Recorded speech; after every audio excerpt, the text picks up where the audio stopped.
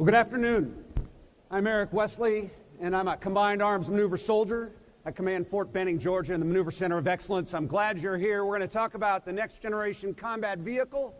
And what I hope to do today is to establish a need for the next generation combat vehicle, some basic parameters that we are looking at when we design this combat vehicle, and the pathway ahead, and how we're going to go through a process of improving our acquisition efforts so we can put together a piece of equipment on the battlefield that's relevant to what the future tells us. Now, if you came up here and you saw this video playing, and you came here because you were going to hear about a combat vehicle, and if you're a gearhead and you're hoping to get right into some of the parameters of that piece of equipment, you might have been confused as to why you were looking at a concept described as cross-domain maneuver or multi-domain battle. But the reason I put that up there for you is because I want to tease your thinking, because the most important thing we have to consider when we're developing a combat vehicle is not the parameters of the vehicle, but the purpose that it's intended for or the problem that it's trying to solve. So let me go back, because there was a time when we did this right before. There was a time when we built combat vehicles and we had success, because those vehicles are in our fleet today. Go to the next slide if you would. But let me just give you just a description. You know, this vehicle, this combat vehicle that we have today that we call the Abrams tank, if you applied the same life cycle of the M1 Abrams to the M4 Sherman tank, it would have fought in OIF-1, and we would have divested it in 2012. So that's a vehicle that was built right and for the right purposes. But the reason it went well, and I throw this up here, and we're going to go back in time. I'm going to get to the next generation combat vehicle, but I want you to see why we think we did this right before, and maybe we should learn some lessons from it. The first is it was to solve a military problem. You know, there's been a lot of talk about the first offset, the second offset, what is the third offset? The reason the first and second offset were so effective is because they sought to solve a problem. And just like the M1 Abrams, we sought to solve a problem. So General Don Starry went to Israel in 1973 to take a look at what the Soviet satellite states were doing after the Yom Kippur War. And he came up with some conclusions, but one conclusion that he did not come up with is we just need to build a lot of tanks and a lot of artillery tubes. Because we had an enemy that had far more numbers than we had the capability to field. And a natural solution might have been to match them tank for tank and tube for tube. But he didn't do that. He said, we're gonna solve this problem a little differently. Two things that I just grabbed from that era. We're gonna fight outnumbered and win, and we're gonna defeat the enemy over the depth of the battlefield. And all of that became part and parcel of what we called air-land battle. We're gonna fight outnumbered and win, and we're gonna defeat the enemy over the depth of the battlefield. Now, what does that have to do with the M1 Abrams? Well, it has a lot to do with it. Fight outnumbered and win mean you have to have better lethality. You needed to be able to kill 3 of his in the time that you might be defeated as 1. But you also had to have protection, because ultimately you would want to be able to absorb anything he threw at you so that you can continue to fight him outnumbered and defeat him. You need mobility, because if you're going to fight him over the depth of the battlefield, you need to be able to move, and you need to be able to move deep and fast. So all of those characteristics drove us to build what we know as the M1 Abrams, a tank that lasted well beyond any normal generation of previous tanks, because it had superior firepower and fire control. It had superior protection, and it had superior mobility. So it sought to solve a problem. So that's point number one. The second thing I would talk about is, you know, our acquisition process was a little different back in the day, and this is before Goldwater Nichols and a number of other initiatives.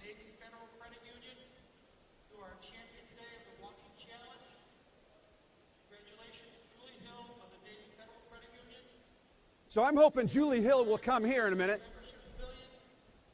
but I'm not going to compete with her.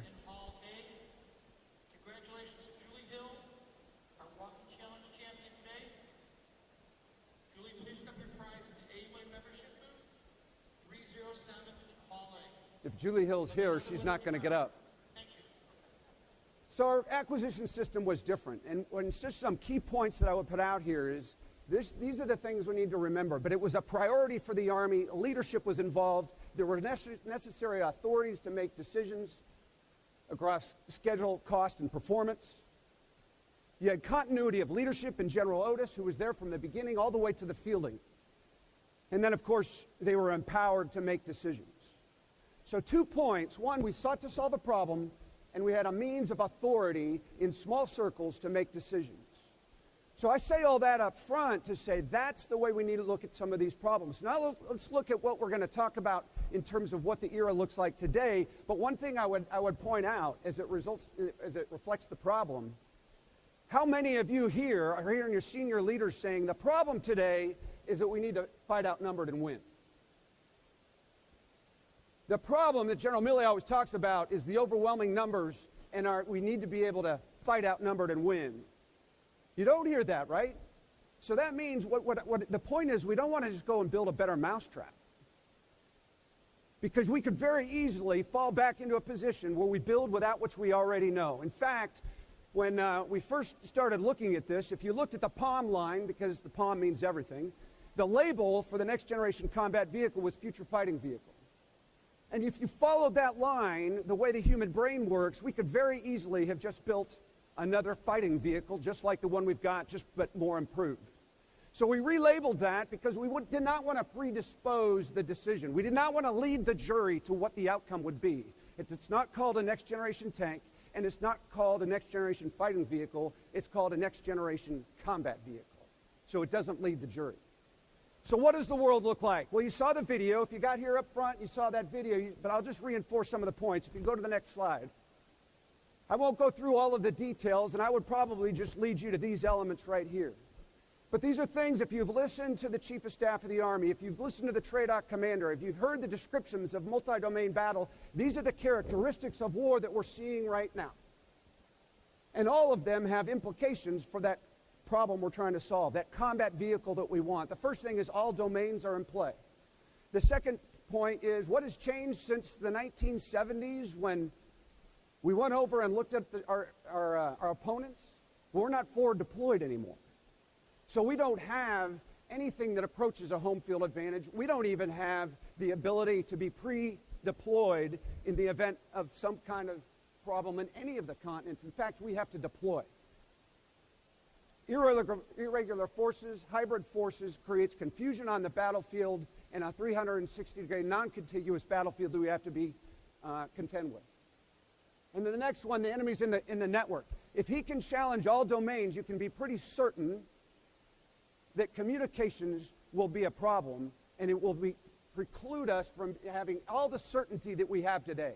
One of the things that we have gotten used to in this generation of fighting is we have ubiquitous and constant connectivity. There's never a time when we are not connected.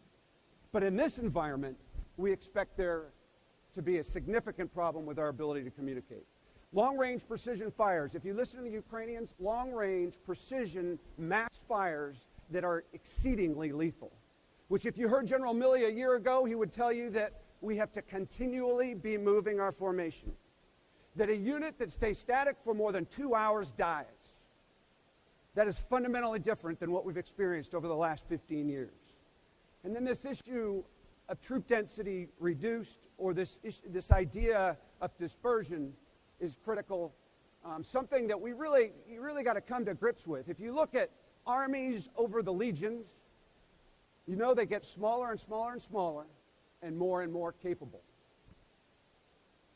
Units or armies get smaller and smaller, and they get more and more capable. And capability continues to migrate downward, partly due to cost, but partly due to lethality. So these describe some of the changes in the character of war, and you've heard them all for quite some time, or at least over the last 2 years.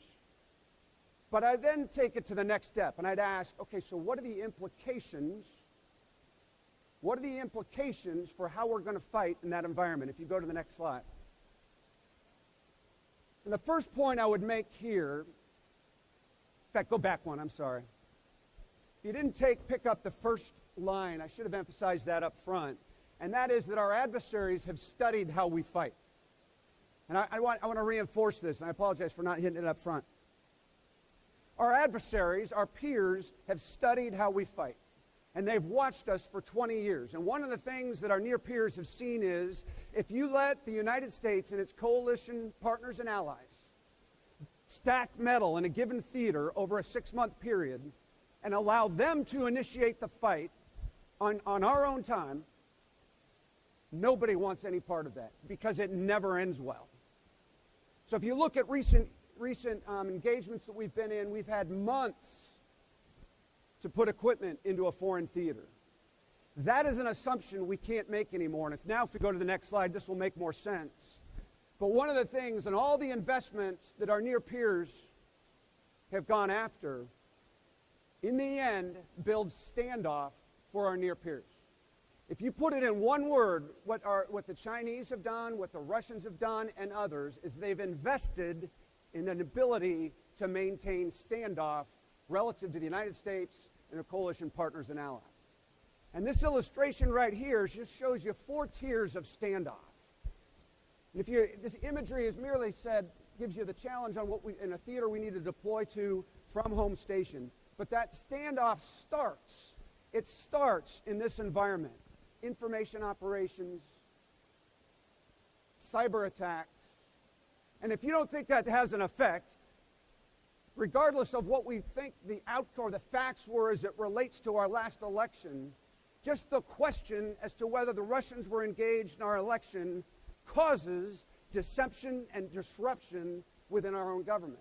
So the standoff starts with just the debate and the discussion as it relates to social media. So they start in social media. They start in the information environment. And the next thing is they've invested in this whole idea of integrated air and missile defense. And you've heard us talk about A2AD, which means getting to the theater and getting set prior to any conflict is already a challenge. And as I already said, we don't have home field advantage. We have to get across whatever ocean we need to get to in order to get to a theater of war. That's different from the 1970s. I already mentioned long-range precision massed fires, the lethality of which we have not seen in our generation. And then finally, this whole idea of hybrid warfare, which confuses us even before we get to any kind of phase 3 op. So what that shows you is that what we have is an enemy or an opponent, a near peer, who has created standoff that makes it difficult to get into the fight. So let's look at the logic trail of where that brings us. If you go to the next chart. The logic trail and where that brings us in terms of the things that we want to emphasize as it relates to the next generation combat vehicle. And this is just a very simple flow chart. I've talked you through the operational environment. And the operational environment is one that has standoff. It's incredibly lethal due to long-range precision fires. We do not have home field advantage. It's a hyperactive battle space and non-contiguous. If that's true, this is the way we're going to end up fighting. We'll have to be dispersed at great distances. I said non-contiguous. We also have to understand the fact that we'll be semi-independent. And if you look at some of our maneuver concepts, we will have brigades that will operate semi-independently. Why semi-independent? Because if you're at extended ranges, dispersed, and do not have communications, you by definition are independent.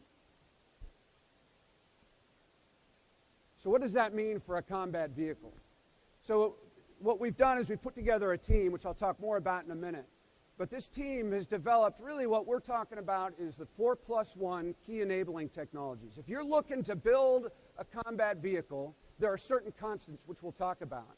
But what's unique about this vehicle, what will be unique about the next generation combat vehicle, it will be one that optimizes these 4+1 enabling technologies, which I'll talk about in detail in a moment. But I'd highlight this point at the bottom, this yellow band.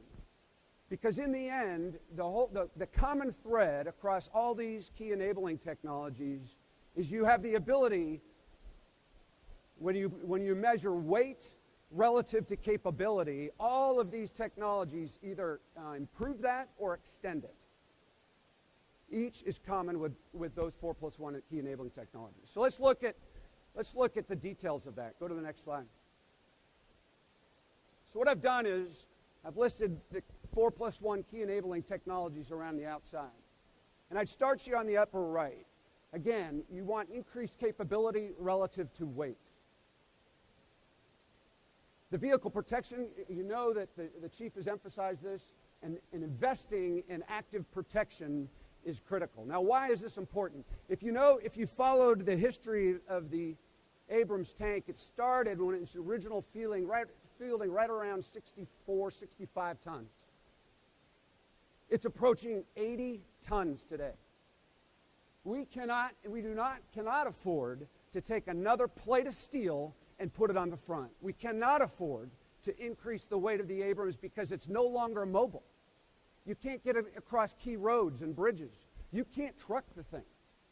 So just adding armor, passive armor, is no longer sufficient. So what vehicle protection systems, which is active protection in various forms, allows you to lower the weight and increase the protection of the vehicle by destroying rounds before it penetrates the vehicle. Significant investment for the United States, and I would argue we're a bit behind relative to our peers. Directed energy and energetics. I probably don't have to talk to you a lot. We've talked about directed energy in these venues, and we know that lasers are up and coming. We also know they have limitations, but we have to have an ability to incorporate that tool and that weapon system against threats. Why? Well, there's a couple of reasons. One is if you can get sufficient energy, which I'll talk about, you don't have to worry about the supply chain of the ammunition. So now you've got increased capability with reduced weight. So directed energy is critical, and in the near term, we may be limited in our ability to exploit maximum lethality out of those weapons, but they will be useful in various forms. What you could lose if you didn't pay attention closely is we said directed energy and energetics. And what's energetics? If you've studied energetics, it really just goes back to gunpowder. You know, what is that compound made of? And we think that there is an ability to increase the energy density just based on S&T work that we're doing right now, which does what? It increases chamber pressure, which increases the velocity of the round, which increases the energy at target. And if you can effectively do that, you can lower the caliber of the ammunition and miniaturize the size of the gun and get the same lethality. So directed energy and energetics, again, increases capability while simultaneously gives you a lower weight. Power generation and management. Probably the resource that we yearn for the most on the battlefield and is most difficult to move around the battlefield is this idea of energy. When you think of thousands and thousands of gallons of fuel that you currently have to move across the battlefield on a daily basis, being semi-independent doesn't look too optimistic at this point. So we have to solve the energy problem. Now, there are a lot of doubters out there, but there's also a lot of technology out there. Fuel cell technology, electric power, or hybrid electric power. And we're in an era where you've got Tesla, who only makes electric vehicles, and Volvo, who says they are universally going to electric vehicles, as is GM. At some point, the United States Army is going to do the same thing as Tesla's doing. We think that you can probably reduce the volume of fuel for an Army Brigade combat team by 46,000 gallons a day just for the Abrams, if you had Abrams now with hybrid electric power. The point here is power generation and power management power requirements will only go up, and the need for management and generation will only increase. That also augments your work with directed energy. So we need to get after some serious work on power generation and power management. When we talked to Fort Lee about this idea of being semi-independent, I know that was a big ask and a big task for the logisticians. But we're already looking at options that will reduce fuel consumption in half. Advanced armor material solutions, again, more protection for less weight. It all goes back to more capability for less weight. And then robotics. By definition, if you've got a robot, you have no people at risk, so your capability is going up relative to weight. We think that we've got to get after this, and this transcends all of these, and so that's why we call it the 4+1. So all of these technologies, why is less weight critical? It all goes back to this point that I started with, that we are out of position, which means we need to get into position, and so having 80-ton tanks is not going to solve that problem for us. So we have to reduce the weight footprint in order to be deployable. The key point in the center here is, and I know there are some that would be doubters, and one of the first questions I'm going to get, and I'll take the bite out of it now, is how is this not FCS? We'll have to live down FCS until the NGCV is complete, so I'll just take it right now. How it's not FCS is that we think the purpose of the development of this NGCV is to optimize the 4+1 to the degree possible and the maturity of the S&T effort in order to make a decision to go to the next level. A couple points here. It is costly, as all of our industry friends would tell us. It is costly to do a developmental project.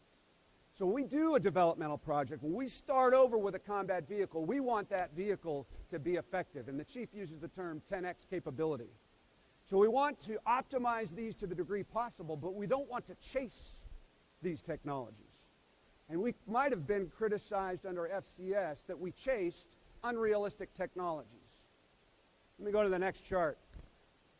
So this is a busy chart, but let me walk you through it. This is just a strategic roadmap. It's actually just a cartoon of how we are moving forward with NGCV.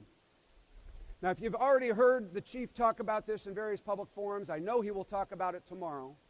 But originating with the Manuever Center down at Fort Benning, we made a recommendation about 8 months ago to get after a different approach to building combat vehicles.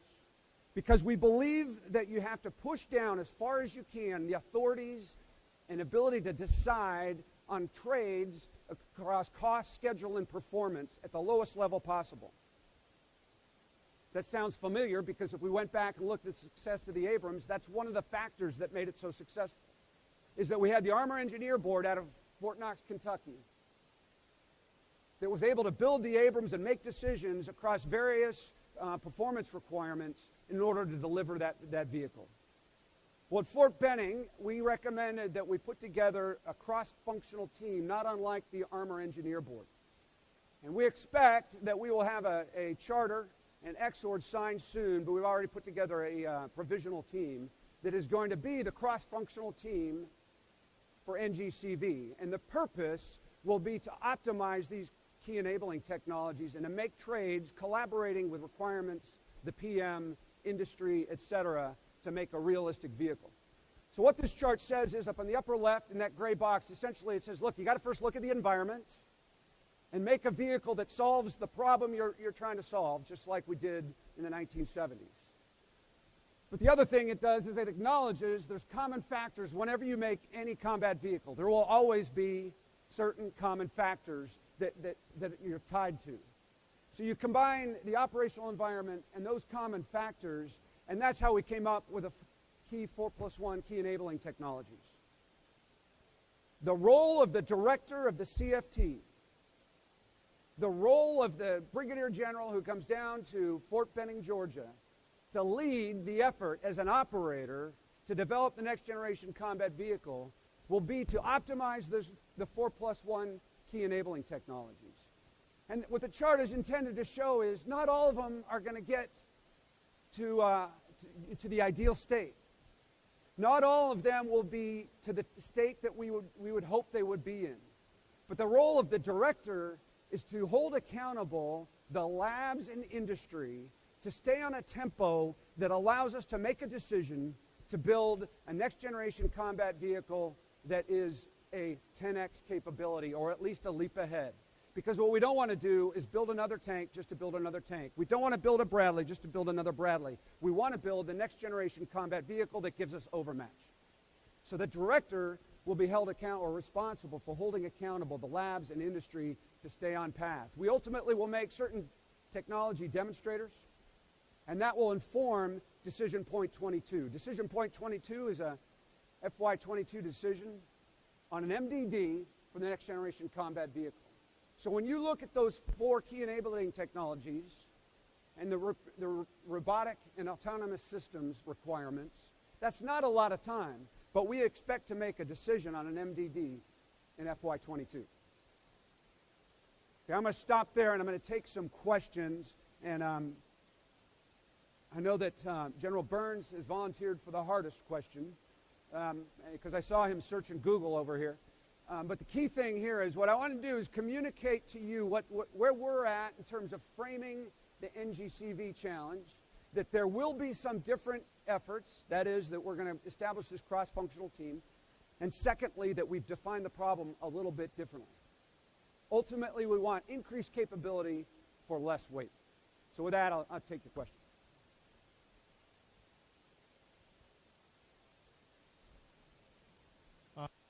General Sidney Friedberg.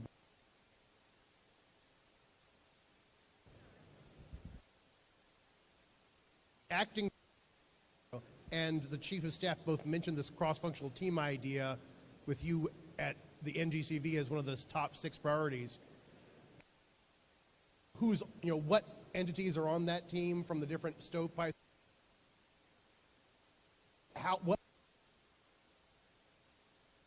I think so. I don't think everybody got the question, but he's asking how the team will be built. Is that right, Sydney? And who will be on the team? Yeah. So if you go back a slide. Okay. So let me lay this out. So number 1 is the director of the NGCV CFT, or the Next Generation Combat Vehicle Cross-Functional Team, will be an operator. He will likely be an army officer from the United States Army, active duty brigadier general. So he's an operator. He's not an acquisition guy. He's not a budget guy. He will be somebody who is relevant right now in the force, who is leading soldiers or has led soldiers in combat. So it's an operator focus. Underneath that organization, we have to have, in fact, this is why we put this up here, we've got to have a mix of those who are in the requirements realm, those who are in the acquisition realm, and those who are resourcers. But it goes even beyond that, because it should also include industry. And we have some legal hurdles to get past, but the collaboration of these 3 teams in a tighter circle allows us to make quicker decisions. In terms of getting to 22, well, there's a whole lot behind this roadmap right here, and I'll probably put you to sleep if I laid it out there for you. But what we see is that over time, what we need to do is do these data calls where industry and the labs will be held accountable to a timeline to report out where they're at on these various technologies. And as the S&T technologies evolve, the shape, both conceptual and literal, will adjust. In order to get us to a point in time when we can make a decision on tech demonstrators or an actual vehicle itself. I don't know if that helps, Sydney.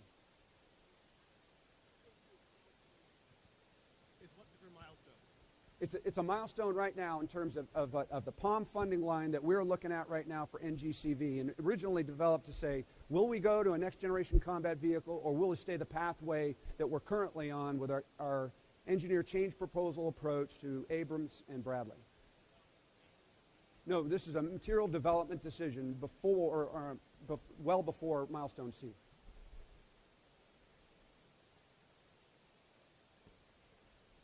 Sir.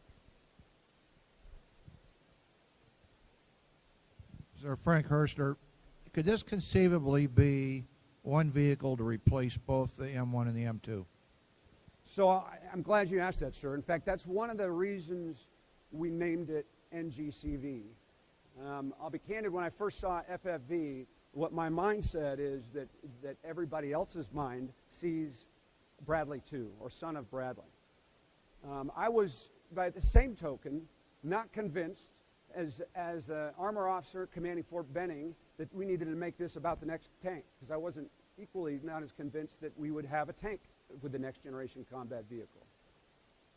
If you look at the sizing capabilities that we're looking at, if you look at the technologies that we want to exploit, I believe it's conceivable that the vehicles could be one and the same. Now, I'm not suggesting that was what will be, but we wanted to name it in such a way that we didn't lead the jury, and that eventuality could play out. Now, if the engineering, the S&T maturity precludes that, then we'll just have to acknowledge that at that time. But that's why the next 4 years will be critical to get prototypes out in order to confirm or deny that. Does that answer the question? Okay.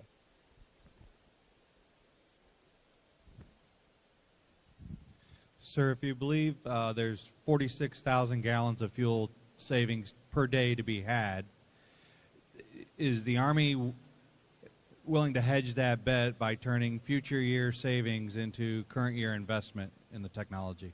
Okay, as an example? If you're going to save money on the back end in the log tail for fuel costs, can you put that money in today to invest in electric? I think you could, but I think we have a ways to go to make sure that's a good bet. The analysis that we've done right now indicates that's the potential that could be out there. And again, this is just one example. We've got fuel cell technology that we have to look at also. But the importance of power and power management is so critical that we have to go for these more radical ideas. And as we learn, I believe that you can make those bets. We're not there now. I think we could be there by the time we get to decision point 22. And there's other bets. You know, it's not just logistics trail. It's bridging, right? It's trucking. All that might change based on the next generation combat vehicle you're going to make. Now, we also have to acknowledge that we currently have the Abrams for an extended period of time, so that'd have to be balanced.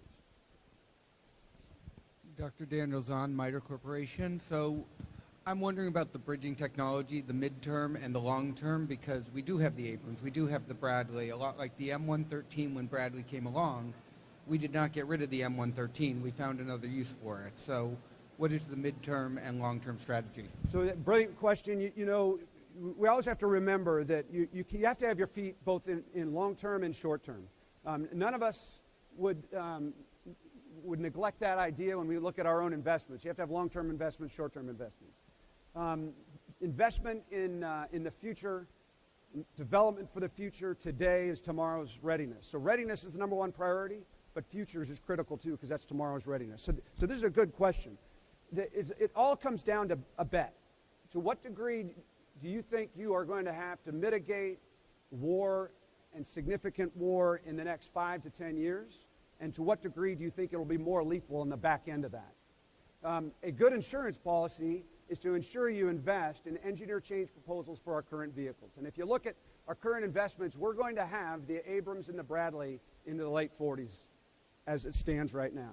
So those vehicles are not going away, right? So this is the M4 all the way to 2012, right?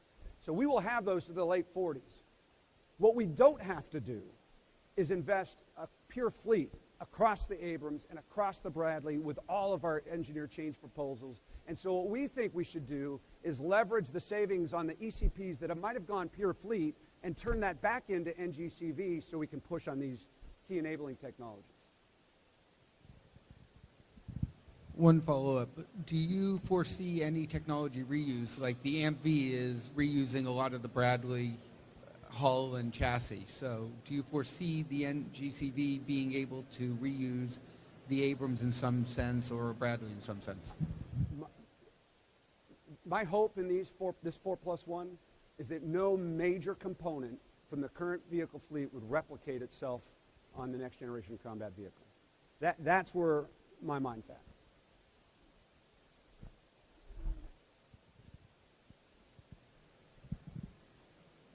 Sir, as I look at the complexity of what you're working toward here, you've got a dimension of objectives and trade-offs, you've got a time element, you've got a changing technology element, you've got a cost element, and then you've got a complexity element. And I look at all of those, and then I remind myself of the F-35 debate. Maybe this is the tough question you want to hand off, but are there lessons from that exercise that you're applying to this? Really, because this is technology driven, at some point you have to draw the line and say we're not going to wait just a little bit more for this technology to develop. We're going to go with what we have today. And I see that in an endless debate, one that gets into the political arena, the congressional arena, et cetera. How do you manage all of that in terms of getting some level of finality at some point, or building a platform that allows you to modify over time? Yes, sir. So, sir, to your first question, the good news is we have a new acting secretary who's well versed in the F-35, and I'm sure that we'll learn a lot through that process. I have not studied F-35 to the degree I could, and that's a great recommendation. To your second point, look, this is why we wanted to put an operator over the top of it, a single individual who is charged with optimizing these key enabling technologies. One of the problems I believe, with a large bureaucracy, and the way we were structured in the past, is the Manuever Center, for example, would develop a requirement for the next generation combat vehicle. We take it, throw it over the wall, and then the bureaucracy takes over. And there's no driver, there is accountability, but not a single point that's required, that is held accountable to drive that requirement forward. These cross-functional teams will report directly to the Undersecretary of the Army and the Vice Chief of Staff of the Army. So they will be held accountable, and they will be empowered, not unlike that slide that I showed earlier. I do think that what I'm trying to convey here with the idea of optimizing the 4+1 is to free up the director from achieving nirvana on each of the key enabling technologies. And due to the optimization, that is the sum of the parts of these 4+1, he's going to make a decision, when is it right to make an investment? And these are real complex decisions, but part of those is some of our S&T maturity in some technologies might be well behind, but that director knows it's coming. And so one of the things he may want to do is allow that to be rolled in later, maybe 3, 5, 6 years down the road, not unlike what we did with the 120 millimeter on the M1 tank. That we made a decision when we got to a critical mass of key enabling technologies, and we moved, and we recognized that we would pull in the 120 millimeter later. We've got to do the same thing, but he will be charged with optimizing them to get an overmatched vehicle, not held accountable for achieving the threshold on all those enabling technologies. Does that answer the question? Sydney. Oh, sorry.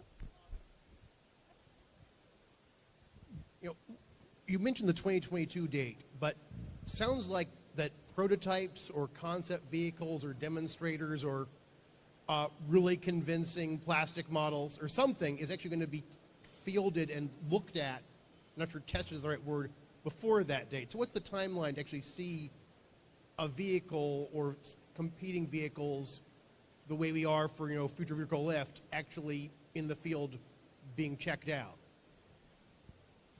So I'm be careful with this one, because I'm sure my bosses are going to have guidance for me on this one, because we're still working through this. My sense is it should be a function of where we're at on these.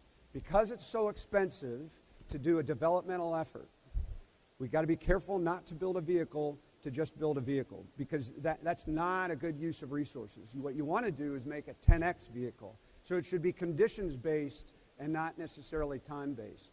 The time horizon that we're seeing right now is that's a mark on the wall. We can move that left, and I suppose it's possible to move that right. But what we want to do is get to a critical mass of the key enabling technologies. So I wouldn't get fixated in time.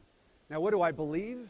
I believe that, with combat vehicles and how they're developed, let's first look at what we have. We know that we've got the current fleet into the 40s, and we know we have engineer change proposals aligned to them. And if you play that out, if our current combat vehicles come to fruition in the late 40s, you've got to be fielding something by 2035, which means you've got to have a vehicle sometime in the early 30s. And so at the latest, at the latest, I would say that you're looking at something in the 30s, and that would enable us to replace our current fleet. It also probably is the most realistic when you look at the 10x efforts that we're looking at here. I suppose it's possible that some of them could come left.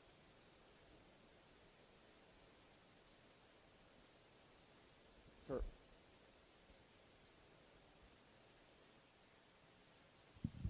Sir, can you explain what type of budget, funding, resource accountability the director of the CFT will have? So I'll be able to deflect this one because the XORD isn't signed. So it's unclear on where the funding authorities specifically are going to be. We have an opinion on that, but that'll be signed out by the vice here before too long, or either the secretary and the chief. Right. No, and that's why I mentioned the authorities. Right.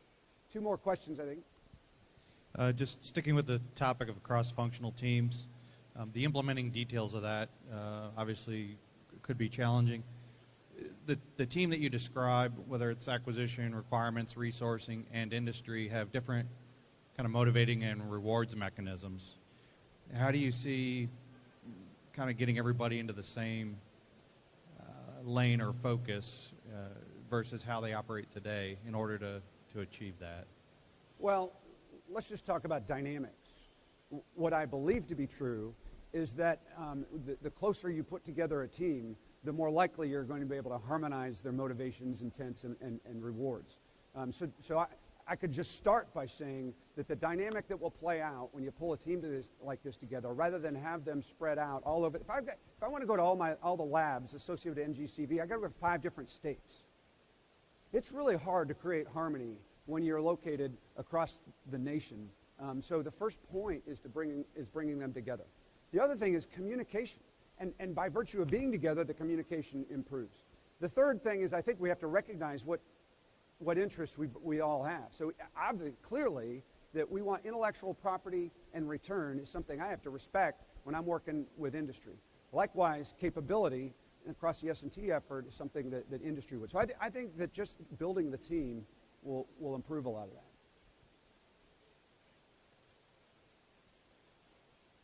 Yes, but the details of that would be defined by the legal framework that we put together, and those are some hurdles we got to get through. I think there's one more. Connie? Thanks. Connie, inside the Army. Has there been any sort of preliminary look at what exact technologies you want to start off with? In the 4+1, for example, is there a specific APS that you're looking at to kind of start examining, and same thing for all the other ones? So yes. So I'll give you a couple examples. So in terms of APS, we're already experimenting with off-the-shelf capabilities that you've probably heard of. Trophy is an example that we're looking at with the Abrams. I mentioned power. We need to look at fuel cell technology and electric power and invest money into that experimentation.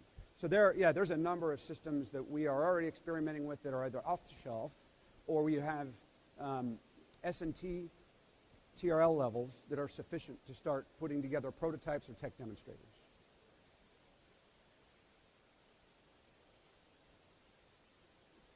Oh, no, we have not picked a specific APS. I think we've got some learning to do before. In fact, I expect it to be originally developed here or a combination thereof. Okay, I think that's it. So let me just finish up and close this out. First of all, thank you for attending the degree you did. What a great turnout. Second thing is I want you to know that the Manuever Center is serious about taking the lead on the development of the next generation combat vehicle. We're going to develop the next generation combat vehicle at Fort Benning, Georgia, the Manuever Center of Excellence, which is exactly where you want it to be developed, unlike what we did with the Bradley and the Abrams in the 70s and 80s. And then third, if you look at the trends on those 4+1 key enabling technologies, it's increasing capability relative to weight. And I think you saw the implications in each of those. Final point I would share with you is we look forward to collaborating with industry at Fort Benning and building partnerships down there. We think that we are cutting edge and driving the Army forward in terms of modernization. So please come to Fort Benning. I look forward to having you there. Thank you for your attention.